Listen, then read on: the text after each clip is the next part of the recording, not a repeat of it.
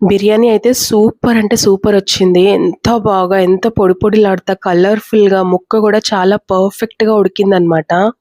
ఇది మా పాప పుట్టినరోజుకి నేను చేసిన 5 కేజెస్ చికెన్ దమ్ బిర్యానీ. ఇంత క్వాంటిటీలో నేను చాలా సార్లు చికెన్ బిర్యానీ చేశాను. బట్ ఎందుకో this time I feel so proud of my self. ఒక పక్కా రెస్టారెంట్ స్టైల్ వైబ్ వచ్చిందనమాట. అందరం చాలా ఎంజాయ్ చేశాము. పాప బర్త్‌డేకొచ్చిన ఫ్రెండ్స్ కూడా చాలా బావుంది ఆంటీ అని మంచిగా ఎంజాయ్ చేశారు. బిర్యానీతో పాటు ఇంకా వేరే రెసిపీస్ కూడా చేశాను. అవి కూడా ఒక్కొక్కటి వీడియోస్ పెడతాను. రెసిపీలోకి వెళ్ళబోయే ముందు మీరు చేయాల్సిన పని ఒకటుంది. అదేంటో తెలుసా? సబ్స్క్రైబ్ చేసుకోవడం. నా వీడియోస్ మీకు నచ్చుతున్నాయని నాకు తెలుసు. కాకపోతే సబ్స్క్రైబ్ చేసుకోవడం మర్చిపోతున్నారు. అందుకే గుర్తు చేస్తున్నాను. మీరు సబ్స్క్రైబ్ చేసే పనిలో ఉండండి. ఈ లోపల నేను బ్రౌన్ ఆనియన్స్ కోసం ఆనియన్స్ కట్ చేసుకుంటాను. చేశారు కదా? థ్యాంక్ యూ సో మచ్ అండి. ఇంకా రెసిపీలోకి వెళ్ళిపోదాం. అన్నట్టు మర్చిపోయాను. అదే చేత్తో ఒక లైక్ కూడా కొట్టేసేయండి. ఒక పనైపోద్ది. అంతే, ఇంకేం అడగను. డైరెక్ట్‌గా రెసిపీలోకెళ్ళిపోదాము. సో, ఇక్కడ నేను బ్రౌన్ ఆనియన్స్ కోసం ఆనియన్స్ కట్ చేసుకుంటున్నాను. బ్రౌన్ ఆనియన్స్ అంటే బ్రౌన్ ఆనియన్సే. వైట్ ఆనియన్సో, పింక్ ఆనియన్సో కాదు. అంటే నా ఉద్దేశ్యం ఏంటంటే, ఖచ్చితంగా డార్క్ బ్రౌన్ కలర్ వచ్చేంత వరకు ఆనియన్స్‌ని ఫ్రై చేసుకోవాలి. అప్పుడే వాటిని బ్రౌన్ ఆనియన్స్ అంటాము. ఇవి బ్రౌన్‌గా ఫ్రై అయినప్పుడు మాత్రమే బిర్యానీలో కలిసి ఒక మంచి ఫ్లేవర్ అండ్ గ్రేవీ ఇవ్వటానికి హెల్ప్ అవుతుందనమాట. ఆయిల్‌లో వేసిన తర్వాత ఇవి వేగటానికి చాలా టైం పట్టినట్టు అనిపిస్తది గానీ, వన్స్ కలర్ చేంజ్ అయిందంటే వెంటనే మాడిపోతాయి. ఈ స్టేజ్‌లో జాగ్రత్తగా మాడిపోకుండా తీసేసుకోవాలి. ఆయిల్‌లోంచి తీసిన వెంటనే ఆ వేడికి కొంచెం సాఫ్ట్‌గా అనిపిస్తాయి. కానీ చల్లారాక క్రిస్పీగా అయిపోతాయి. నెక్స్ట్ వచ్చేసి 5 కేజీస్ చికెన్ పీసెస్ తీసుకున్నాను. నీట్‌గా వాష్ చేసుకొని, ఆల్మోస్ట్ అన్ని లెగ్ పీసెసే ఉండేలాగా తీసుకున్నాను. ఇది నేను ముందు రోజు నైటే మ్యారినేట్ చేసుకున్నాను. ఖచ్చితంగా నైట్ అంతా మ్యారినేట్ చేసుకోవాలా అంటే అవసరం లేదు. నాకు నెక్స్ట్ డే వేరే పనులు చాలా ఉంటాయి కాబట్టి ముందు రోజు నైటే మ్యారినేట్ చేసుకున్నాననమాట. నెక్స్ట్ వచ్చేసి బిర్యానీ మసాలాకి కావాల్సిన స్పైసెస్ చూపిస్తున్నాను. సో, ఇక్కడ నేను చెక్క, బిర్యానీ ఆకు, లవంగాలు, యాలుకలు అన్నీ ఒక్కొక్క టేబుల్ స్పూన్ తీసుకుంటున్నాను. అక్కడ కనిపిస్తుంది కదా! అది జాజికాయ. జస్ట్ ఒక పావు ముక్క తీసుకున్నాను జాజికాయలో. ఇవి పెద్ద యాలకులు అండ్ రాతి పువ్వు, స్టార్ పువ్వొచ్చేసి ఒక 5 తీసుకున్నాననమాట. ఇవన్నీ మిక్సీ జార్‌లో ఏసి దీంట్లోనే కొంచెం ధనియాల పొడి వేసి బరకగా గ్రైండ్ చేసుకొని పెట్టుకోవాలనమాట. సో, ఇదే మనం బిర్యానీలో వేసే బిర్యానీ మసాలా. ఈ మసాలా అంతా వాడాల్సిన అవసరం పడలేదు. ఇందులో జస్ట్ హాఫ్ మాత్రమే వాడాను.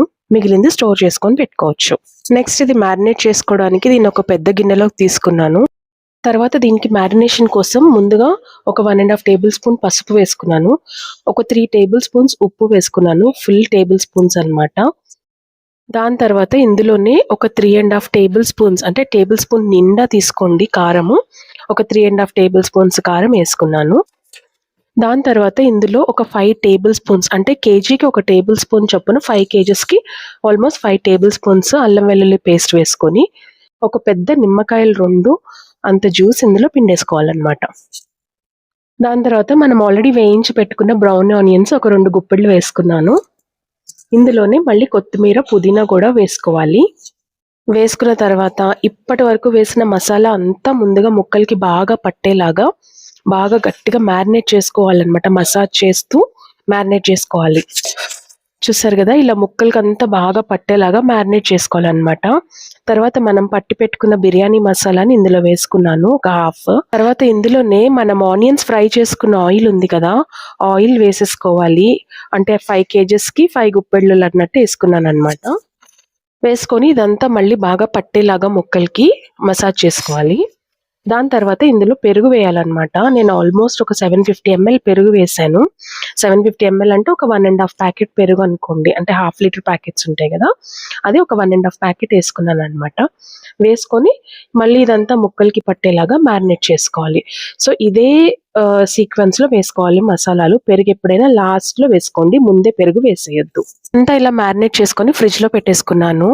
దాని తర్వాత నెక్స్ట్ డే మార్నింగ్ బిర్యానీ కోసం కుంకుమ పువ్వు నానబెట్టుకుంటున్నాను. ఈ బ్రాండ్ నేనెప్పుడు కొనలేదు. కానీ ప్యాకేజింగ్ బావుంది అండ్ కుంకుమ పువ్వు కూడా చాలా క్వాలిటీగా అనిపించి వీడియో తీశాను మీకు చూపిద్దామని. సో, ఈ కుంకుమ పువ్వుని మనము పాలలో నానబెట్టుకోవాలనమాట. ఆల్మోస్ట్ ఒక 1 అవర్ ముందు నానబెట్టుకున్నాను. సో, కాచి చల్లార్చిన పాలల్లో లేదా పచ్చి పాలల్లో అయినా సరే పర్వాలేదు. ఇట్లా మీరు కుంకుమ పువ్వు పాలల్లో వేయగానే చూడండి కలర్ ఎలా రిలీజ్ అవుతుందో. స్ట్రాండ్స్ కూడా ఇండివిడ్యువల్‌గా సెపరేట్‌గా ఫుల్ స్ట్రాండ్స్ అన్నమాట. చాలా బావుంది క్వాలిటీ. నెక్స్ట్ ఇది బిర్యానీ తయారు చేసే హండీ అన్నమాట. ఇందులో 5+5 అంటే 5 kgs chicken and 5 kgs rice కలిపి ఎగ్జాక్ట్‌గా 10 కేజీస్ ఉడుకుతదన్నమాట. సో, ఇది స్టవ్ మీద పెట్టేసుకున్నాను. ఆల్రెడీ రాత్రి మ్యారినేట్ చేసి ఫ్రిడ్జ్‌లో పెట్టుకున్న చికెన్ వేరే గిన్నెలో పెట్టాను కదా! అది మొత్తం ఇందులో వేసేసానన్నమాట. ఈ బిర్యానీ హండీలోనే మ్యారినేట్ చేసి ఫ్రిడ్జ్‌లో పెట్టొచ్చు కదా! అనంటే ఇది పట్టదు ఫ్రిడ్జ్‌లో. అందుకని వేరే గిన్నెలో పెట్టాను. సో, ఇదంతా ఈ బిర్యానీ హండీలోకి ట్రాన్స్‌ఫర్ చేసుకొని కుక్ చేయడం స్టార్ట్ చేయాలి. నేను తీసుకున్న 5 కేజీస్ చికెన్‌కి ఈ 5 కేజీస్ హండీ బిర్యానీ హండీ పర్ఫెక్ట్‌గా సరిపోతుందనమాట. సో, ముక్కలన్నీ ఒకదాని మీదకొకటి రాకుండా ఈవెన్‌గా స్ప్రెడ్ చేసుకున్నా గూడా చాలా చక్కగా సరిపోతుంది. ముక్కలన్నీ ఈవెన్‌గా కుక్ అవ్వడానికి స్పేస్ ఉంటుందనమాట. ఇలా ముక్కలన్నీ ఒకదాని మీద ఒకటికి రాకుండా సెట్ చేసుకున్న తర్వాత ఇది మంచిగా కుక్ అవ్వనివ్వాలి. చూసారు గదా! ఇది ఆల్రెడీ కుక్ అవ్వడం స్టార్ట్ అయింది మధ్యలో నుంచి. పెద్ద పొయ్యి మీద పెట్టాను గదా! గ్యాస్ పొయ్యి మీద. సో, మంట పెద్దగా తగులుతుంది. సో, ఆల్రెడీ కుక్ అవ్వడం స్టార్ట్ అయిపోయిందనమాట. మధ్య మధ్యలో అడుగంటుకోకుండా కలుపుకుంటూ ఉండాలి. బిర్యానీ గరిటె చూసారా ఎంత బావుందో? ఇలా చికెన్ ఒక 50% వరకు బాయిల్ అవ్వాలనమాట. దాని తర్వాత దీని మీద మనం బిర్యానీ రైస్ పెట్టేసుకోవచ్చు. ఆల్రెడీ ఇది మధ్యలో అడుగంటుతుంది చూసారా? సో, నేను ఈ స్టేజ్‌లో దీని కింద ఒక థిక్ ఐరన్ పాన్ పెట్టేసాననమాట అడుగంటకుండా. తర్వాత బిర్యానీ రైస్ బాయిల్ చేసుకోవడానికి పక్కనే ఇంకొక పెద్ద స్టవ్ మీద గిన్నె పెట్టేసి అందులో ఆల్మోస్ట్ ఆ గిన్నె హాఫ్ వరకు వాటర్ పోసేసాము. మధ్య మధ్యలో చికెన్ చెక్ చేసుకుంటూ ఉండడం మర్చిపోకండి, మాడిపోతుంది. రైస్ కోసం పెట్టిన వాటర్‌లో ఈ బిర్యానీ హోల్ స్పైసెస్ అన్నీ వేసుకోవాలి. చెక్క, లవంగాలు, యాలకులు, బిర్యానీ ఆకు, షాజీరా అండ్ అందులోనే ఒక 1 ½ టేబుల్ స్పూన్ అల్లం వెల్లుల్లి పేస్ట్ వేసుకొని, కొత్తిమీర, పుదీనా కూడా వేసుకొని, ఇందులోనే సాల్ట్ వేసుకోవాలి. సాల్ట్ రైస్‌కి సరిపడా కాకుండా ఇంకా ఎక్కువే వేసుకోవాలనమాట. ఎందుకంటే మనం ఈ వాటర్ అంతా యూజ్ చేయము. జస్ట్ ఇందులో రైస్ బాయిల్ చేసి ఆ రైస్ మాత్రమే యూజ్ చేస్తాము. So, most of the salt వాటర్‌లోనే ఉండిపోతుంది. సో, మీరు సాల్ట్ వేసిన తర్వాత ఒకసారి టేస్ట్ చూస్తే అది బాగా ఉప్పగా అనిపించాలనమాట. అప్పుడు రైస్‌లోకి ప్రాపర్‌గా సరిపోతుంది. ఇక్కడ చికెన్ చూసారా మంచిగా బాయిల్ అయిపోయింది. ఆయిల్ కూడా సెపరేట్ అయిపోయింది. సో, ఇంకా నెక్స్ట్ రైస్ బాయిల్ అవ్వడమే లేట్ అనమాట. ఇంకా దీని మీద మనము రైస్ దమ్‌కి పెట్టేయొచ్చు. రైస్ కోసం పెట్టిన వాటర్ అంతా ఒక మంచి బాయిల్‌కి వచ్చేంత వరకు వెయిట్ చేయాలి. దాని తర్వాత అందులో మనం హాఫ్ ఎన్ అవర్ ముందే నానబెట్టుకున్న బాస్మతి రైస్‌ని వేసుకోవాలనమాట. నేనిక్కడ 5 కేజీస్ బాస్మతి రైస్‌ని తీసుకుంటున్నాను. చూసారు కదా! వాటర్ మరిగిపోయిన తర్వాత రైస్ అంతా అందులో వేసేసాను. సో, ఈ రైస్ కొంచెం బాయిల్ అవ్వనివ్వాలి. నేను చూపిస్తాను. జస్ట్ ఇప్పుడే బాయిల్ అవ్వడం స్టార్ట్ అయిందనమాట. చూసారు కదా! ఇప్పుడు మీరు రైస్‌ని పట్టుకొని జస్ట్ అలాగా మధ్యలోకి బ్రేక్ చేస్తే ఎగ్జాక్ట్‌గా ఇట్లా హాఫ్‌కి బ్రేక్ అయితదని. ఈ టైంలో ఫస్ట్ లేయర్ వేసేసుకోవచ్చు మనము చికెన్ మీద. మీరొకటి గమనిస్తే చికెను, రైసు 2 పక్కపక్కనే ఈక్వల్‌గా బాయిల్ అవుతున్నాయన్నమాట. ఇది నేను బిర్యానీ కోసం వాడే ఆయుధాల్లో ఇంకొకటి. ఈజీగా వాటర్ స్ట్రెయిన్ చేసుకోవడానికి యూజ్ అవుతది. అండ్ ఫస్ట్ లేయర్ తీసేసి చికెన్ మీద వేసేస్తున్నాను. మీరు గమనించారో లేదో చికెన్‌లో ఆల్రెడీ చాలా వాటర్ ఉన్నాయి. So, first layer of rice only 50% cook అయినా గూడా ఆ వాటర్‌ని చికెన్‌లో ఉన్న వాటర్‌ని యూజ్ చేసుకొని మంచిగా బాయిల్ అవుతదనమాట. జస్ట్ ఒక 2 మినిట్స్ గ్యాప్‌లోనే ఇంకొక లేయర్ ఆఫ్ రైస్ వేయడానికి రెడీ అవుతున్నాను. సో, ఇది ఆల్మోస్ట్ ఒక 60%, 60-70% కుక్ అయి ఉంటది. సో, నెక్స్ట్ లేయర్ వేసేసాను. ఇప్పటి వరకు వేసిన రైస్‌ని ఈవెన్‌గా స్ప్రెడ్ చేసేసుకోండి. ఈ లోపల రైస్ ఇంకొంచెం బాయిల్ అవుతూ ఉంటుంది. సో, ఆల్మోస్ట్ ఒక 70% వరకు బాయిల్ అయిన రైస్‌ని ఇంకొక లేయర్ లాగా వేసుకోవాలనమాట. ఇలా రైస్ అంతా 2-3 మినిట్స్ గ్యాప్‌లో ఒక లేయర్స్‌గా వేసుకొని, వేసిన రైస్‌ని ఈవెన్‌గా స్ప్రెడ్ చేసుకొని, మంచిగా సెట్ చేసుకోవాలి. చికెన్‌లో ఉన్న వాటర్ అండ్ మనం రైస్ మీద ఇంకా కొంచెం హాట్ వాటర్ ఏస్తాము. ఆ వాటర్‌తో కలిసి రైస్ పర్ఫెక్ట్‌గా ఉడుకుతుంది. సో, ఇక్కడ లాస్ట్ లేయర్ ఆఫ్ రైస్ వేస్తున్నాను. చూసారు కదా! ఎక్కడ ఓవర్‌గా బాయిల్ అవ్వలేదు. జస్ట్ ఒక 70% బాయిల్ అయిందంతే.